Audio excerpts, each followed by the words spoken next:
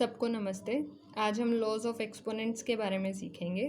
उससे पहले हम देखते हैं कि एक्सपोनेंट का मतलब क्या होता है।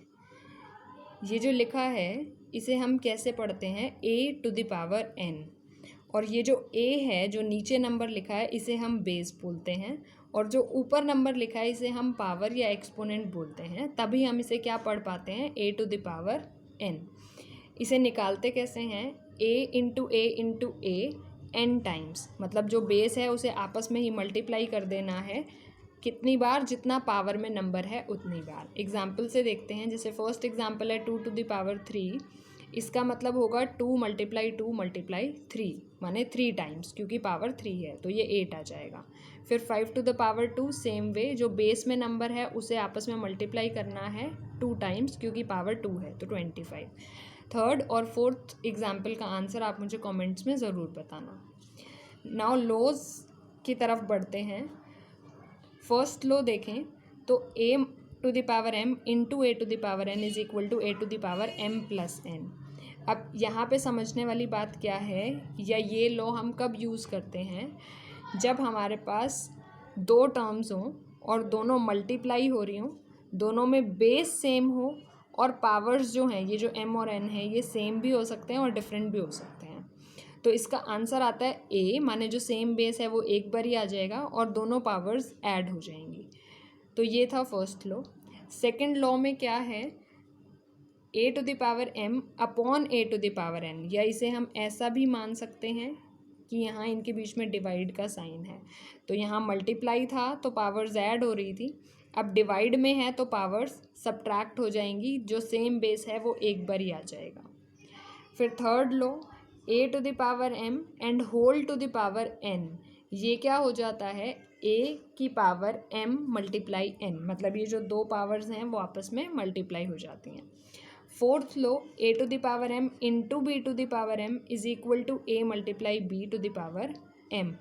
यहाँ पे क्या हो रहा है, बेस दोनों अलग अलग हैं, अगेन हो मल्टीप्लाई ही रहा है, लेकिन पावर्स सेम है। इंपॉर्टेंट चीज़ इज़ कि पावर्स सेम है, बेस अलग अलग भी हो सकते हैं, सेम भी हो सकते हैं। तो इसमें हम क्या करेंगे, दोनों बेसिस को आपस में मल्टीप्लाई कर देंगे और होल की पावर m ले लेंगे। Next law, a⁴m upon b⁴m, again upon means division, is equal to a upon b⁴m। बिल्कुल सेम ऐसा ही लो, बेसिस डिफरेंट हैं, पावर सेम है, तो डिवीजन में था तो डिवीजन में ही रहेगा, पूरे के ऊपर पावर m आ जाएगा। Next one is 1 upon a⁴m is equal to a⁻−m। अब ये कहाँ पे यूज़ होता है, जब कोई चीज़ डिनोमिनेटर में हो और उसे न्यूमरेटर में लाना हो, या न्यूमरेटर में हो और डिनोमिनेटर में लाना हो। तो सिंपल चीज़ इस लॉ की ये है कि जो भी पावर होगी, जैसे ही मैं इसे मूव करूँगी फ्रॉम डिनोमिनेटर टू न्यूमरेटर और न्यूमरेटर टू डिनोमिनेटर, जो पावर है उसका साइन चेंज हो जाएगा। माने m पॉजिटिव है तो नेगेटिव हो जाएगा और नेगेटिव है तो पॉजिटिव हो जाएगा। Then next law is a⁴0 is equal to 1। जब भी a कोई रियल नंबर हो और a 0 ना हो तो उसकी पावर 0 करेंगे तो 1 हो जाएगा। एग्जाम्पल से समझने की कोशिश करते हैं कि इन लॉज को हम लगाते कैसे हैं। जैसे कि फर्स्ट एग्जाम्पल आप देख सकते हैं, ये है स्टेटमेंट, मुझे इसकी वैल्यू देनी है। तो वो हम कैसे करेंगे, सिंपली सभी न्यूमरेटर्स को ऐड कर मल्टीप्लाई कर दिया, सभी डिनोमिनेटर्स को मल्टीप्लाई कर दिया। ओके, यहाँ से यहाँ जाने के लिए हम क्या कर रहे हैं, न्यूमरेटर में देखिए ये चीज़, दोनों बेस सेम है, पावर्स अलग अलग हैं, फर्स्ट लॉ जैसा कुछ दिख रहा है। तो यहाँ पे क्या होगा, फर्स्ट लॉ क्या कह रहा था कि दोनों पावर्स ऐड हो जाएंगी। तो यहाँ पे मेरे पास आ जाएगा 7 + 3 with the same base. Same cheese denominator में हो रही है, बेस 3 है, सेम है, पावर्स यहाँ 3 है, यहाँ 1 है, तो ऐड हो जाएंगी, तो मुझे ये मिल जाएगा। फिर यहाँ पे हम क्या कर रहे हैं, अगेन ये दोनों बेस सेम है, ये दोनों बेस सेम है और ये दोनों बेस सेम है, लेकिन हो डिवाइड रहा है, that means second law type का कुछ। तो सेकेंड लॉ में हमने सब्ट्रैक्शन किया था पावर्स में, तो यहाँ पे भी क्या हो जाएगा, 3 to the power 2 -4 आ जाएगा, 5 to the power 4 -2 आ जाएगा एंड 2 to the power 10 -2 आ जाएगा यूजिंग लॉ 2। तो हमें ये मिल जाएगा।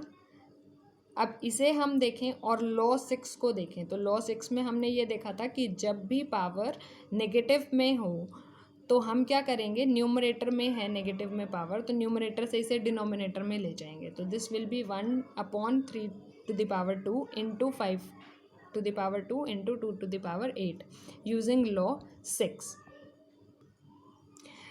तो अब क्योंकि यहाँ पे दोनों में पावर्स सेम आ रही हैं लेकिन बेस अलग अलग है और डिवाइड में है, तो हम लॉ 5 को यूज़ करके इसे ऐसे लिख सकते हैं, this, and this will be the final answer. Same चीज़ आप सेकंड एग्जाम्पल में भी देख सकते हैं। यहाँ भी हमने कुछ लॉज को यूज़ करके दिखाया है। जैसे ये चीज़ हम लिख सकते हैं, 10 को हम लिख सकते हैं 2 into 5 and this whole power 4।